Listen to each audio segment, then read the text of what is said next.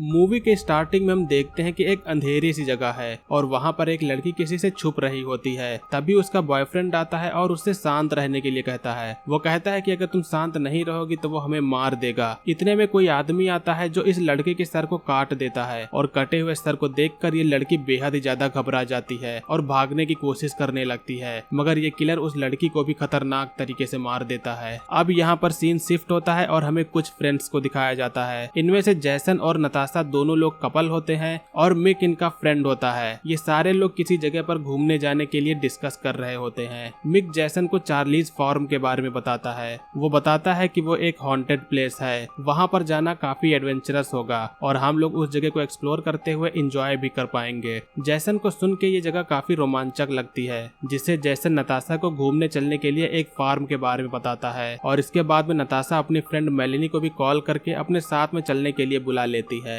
अगले दिन अब सभी लोग घूमने जाने के लिए पूरी तैयारी के साथ में रेडी हो जाते हैं। वो सभी लोग इस रोड ट्रिप को एंजॉय करते हुए जर्नी करते हैं, मगर कुछ समय बाद में शाम हो जाती है, जिससे वो सभी लोग एक बार में रुकते हैं। इस बार में मिक कई लोगों से चार्लीज फार्म के बारे में पूछता है, मगर किसी को इस फार्म के बारे में नहीं पता होता है। तभी वो एक ओल्ड मैन से उस चार्लीज फार्म के बारे में पूछता है। ये जो ओल्ड मैन होता है उसे उस फार्म के बारे में पता होता है। जब उसे पता चलता है कि ये सभी लोग वहाँ पर कैंपिंग के लिए जा रहे हैं तो वो उन सभी को उस जगह पर जाने के लिए मना करने लगता है, जिससे मिक और ओल्ड मैन के बीच में कुछ बहस हो जाती है। मिक और उसके फ्रेंड अब बार से बाहर आ जाते हैं तो उनमें से एक आदमी उनको फार्म तक जाने का रास्ता बता देता है। इन दोनों लोगों के बिहेवियर से ऐसा लगता है कि उस फार्म में कुछ न कुछ गड़बड़ है, लेकिन मिक और जैसन इसी गड़बड़ को ही एक्सप्लोर करने के लिए ही तो वो जा रहे होते हैं। बाहर से निकलने के बाद में सभी लोग रात बिताने के लिए कैंपिंग करते हैं। नताशा और मेलेनी दोनों लोग पूछती है कि उस फार्म में ऐसा क्या है जो वो सभी लोग हमें उस जगह पर जाने से मना कर रहे थे। अब मिक सभी लोगों को चार्लीज फार्म की स्टोरी बताता है। वो बताता है कि कई सालों पहले उस फार्म में एक फैमिली रहती थी। इस फैमिली में टोटल 3 मेंबर्स थे, चार्ली के मॉम डैड और खुद चार्ली। ये सभी लोग लोगों को किडनैप करके उनके साथ में टॉर्चर करके उन्हें मार डालते थे,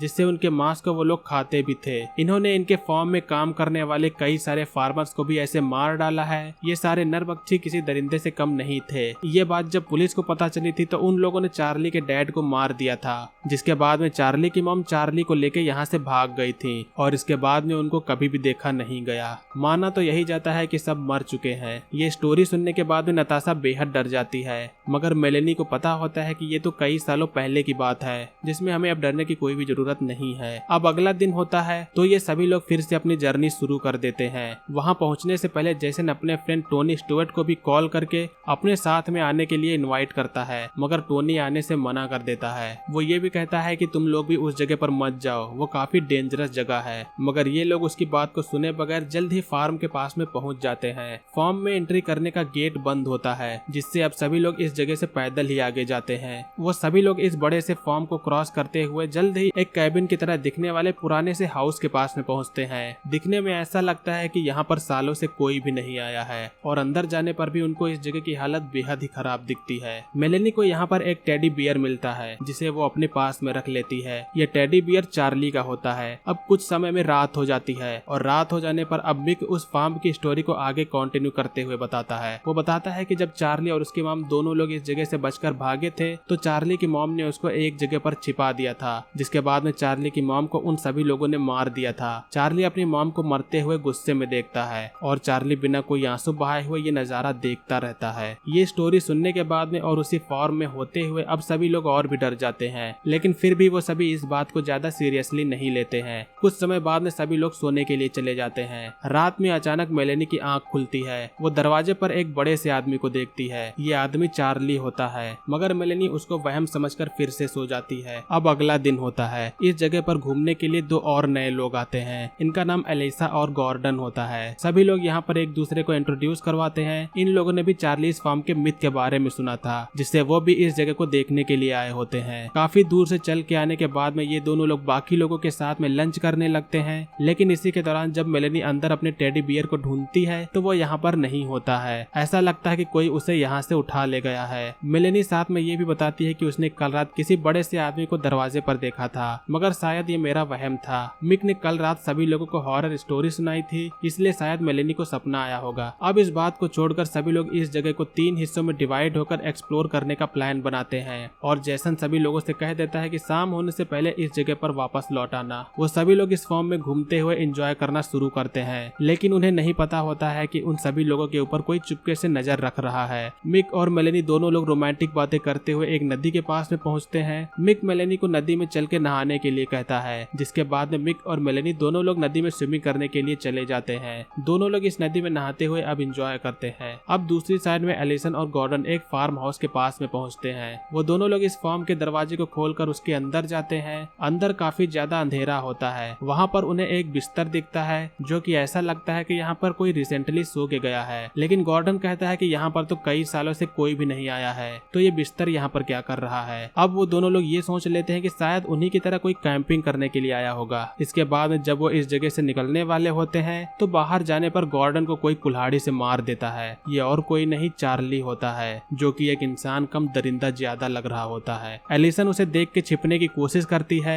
मगर चार्ली उसे पकड़कर उसके सर पर तेजी से मारता है, जिससे वो बेहोश हो जाती है। इसके बाद में चार्ली एलिसन के सर के ऊपर ट्रैक्टर को चढ़ा देता है। ट्रैक्टर के सर पर चढ़ जाने पर भी एलिसन अभी जिंदा होती है, जिसके बाद में चार्ली खुद ट्रैक्टर पर चढ़ के उसे नीचे दबाने लगता है और अब यहाँ पर एलिसन की कुचल कर मौत हो जाती है। इस साइड में मिक और मेलेनी दोनों लोग मजे करते हुए नदी में नहा रहे होते हैं। तभी वहाँ पर भी चार्ली आ जाता है। चार्ली उन दोनों लोगों को नहाते हुए देखता है, जिसके बाद में मिक उसे मना करते हुए कहता है कि तुम यहाँ पर क्या देख रहे हो। जिसके बाद में वो नदी से निकल के उसे यहाँ से जाने के लिए कहता है, मगर मिक को नहीं पता होता है कि ये कितना खतरनाक आदमी है। चार्ली अब एक धारदार हथियार की मदद से मिक के प्राइवेट पार्ट को काट देता है। इसे देखकर मेलेनी डर के जल्दी से यहाँ से भागने लगती है, मगर चार्ली भी उसे पकड़ने के लिए उसके पीछे भागता है और वो जल्द ही उसे पकड़ लेता है। उसे पकड़ने के बाद मेलेनी के मुंह में हाथ डाल के चार्ली उसके जबड़े को चीर देता है। इस साइड में टोनी स्टीवर्ट अपने घर में होता है और उसे तभी बाकी लोगों की चिंता होने लगती है, जिसके बाद में अब वो भी चार्ली इस फॉर्म में जाने का मन बनाता है। अब यहाँ पर जेसन और नताशा वो दोनों भी उसी फार्म हाउस के पास में आ जाते हैं। नताशा तो अंदर जाने से मना कर देती है, मगर जेसन कहता है कि तुम 15 मिनट यहीं वेट करो, मैं अंदर जाकर अभी देख कर आ रहा हूँ। अब कुछ समय में शाम हो जाती है। जेसन अभी भी बाहर नहीं आया होता है, जिससे नताशा उसे अंदर ढूंढते हुए जाती है। जब जेसन नताशा को देखता है तो उसे शांत होकर टेबल के नीचे छिपने के लिए बुला लेता है। वो कहता है कि यहाँ पर कोई पागल आदमी है जिसके सर पर खून सवार है। नताशा को ये सब प्रैंक लगता है, जिससे वो इस बात को बिल्कुल भी सीरियसली नहीं लेती है। दोनों लोगों के बीच में हो रही बहस की आवाज अब चार्ली सुन लेता है। जब चार्ली उनकी ओर बढ़ता है तो दोनों लोग दूसरी साइड से निकलकर इस जगह से बाहर निकलने की कोशिश करते हैं, मगर ये जगह बाहर जाने के लिए लॉक होती है। अब हम यहाँ पर ये देखते हैं कि यहाँ पर टोनी जेसन और बाकी लोगों को ढूंढते हुए इस जगह पर आ गया होता है। टोनी देखता है कि उसके सामने एक बड़ा सा दरिंदा है, जिसके पास में काफी खतरनाक हथियार भी है। टोनी उससे यहाँ पर कुछ ऐसा कहता है, जिसके बाद में चार्ली उससे बिना हथियार के फाइट करने लगता है। दोनों लोग आपस में फाइट करते हैं, मगर चार्ली को हरा पाना बेहद ही कठिन है, जिससे वो टोनी को भी बेहद ही बुरी मौत मार देता है। लेकिन इसी के दौरान जेसन पीछे से चार्ली के ऊपर हमला कर देता है, मगर चार्ली को इस वार से कोई भी फर्क नहीं पड़ता है और वो इसके बाद में जेसन का गला काट कर उसे भी मार देता है। ये देख के नताशा अब यहाँ से जल्दी से भागती है, मगर कुछ ही समय में चार्ली उसे पकड़ लेता है। अब चार्ली उसे अपने एक सीक्रेट चैम्बर में ले जाता है। वहाँ पर वो नताशा को एक पिंजरे में बंद करके रखता है, मगर ये पिंजरा कमजोर होता है, जिससे नताशा बाहर निकल आती है। वो हिम्मत करके इस जगह से निकलने की कोशिश करती है, मगर इस जगह पर काफी सारी डरावनी चीजें रखी होती हैं। ये जो भी जगह होती है, यहाँ पर कई लोगों की लाशें होती हैं। ये लाशें या तो सड़ चुकी होती हैं या उनमें कीड़े पड़ चुके होते हैं। नताशा यहाँ से निकलने का ट्राई करती है, मगर तभी चार्ली यहाँ आ जाता है, जिससे छिपने के लिए नताशा एक लाश के पास में जाकर छिप जाती है। जब चार्ली दूसरी साइड में चला जाता है तो नताशा मौका देखकर बाहर निकलती है। बाहर निकलने पर नताशा देखती है कि यहाँ पर वही बार वाला ओल्ड मैन है। वो कहता है कि मैंने तुम्हें यहाँ आने से मना किया था। वो दोनों लोग अब कार की ओर बढ़ते हैं, मगर चार्ली भी वहाँ से निकल आता है और निकलते ही वो कुल्हाड़ी को फेंक के उस ओल्ड मैन को मार देता है। नताशा अब जल्दी से उस ओल्ड मैन की गन को उठा के चार्ली के ऊपर चला देती है। दिखने में तो ऐसा ही लगता है कि चार्ली अब मर चुका है, मगर चार्ली इतनी जल्दी मरने वालों में से नहीं है। वो अपने हथियार की मदद से नताशा को भी बेहद ही बुरी मौत मार देता है और वो उसकी बॉडी को उठा के यहाँ से लेके चला जाता है और अंत में यहाँ पर कोई भी सर्वाइवल नहीं बचता है और यहीं पर हमारी मूवी का भी एंड होता है। सो दोस्तों, ये थी 2014 की एक हॉरर स्लैशर मूवी का एक्सप्लेनेशन। मूवी का नेम है चार्लीज फॉर्म। उम्मीद करता हूँ कि आप लोगों को मूवी का एक्सप्लेनेशन पसंद आया होगा। मूवी का एक्सप्लेनेशन अगर आप लोगों को पसंद आया हो तो वीडियो को लाइक करिएगा, चैनल पर नए हो तो सब्सक्राइब कर दीजिएगा। आज की वीडियो के लिए बस इतना ही, मिलेंगे अगली वीडियो में।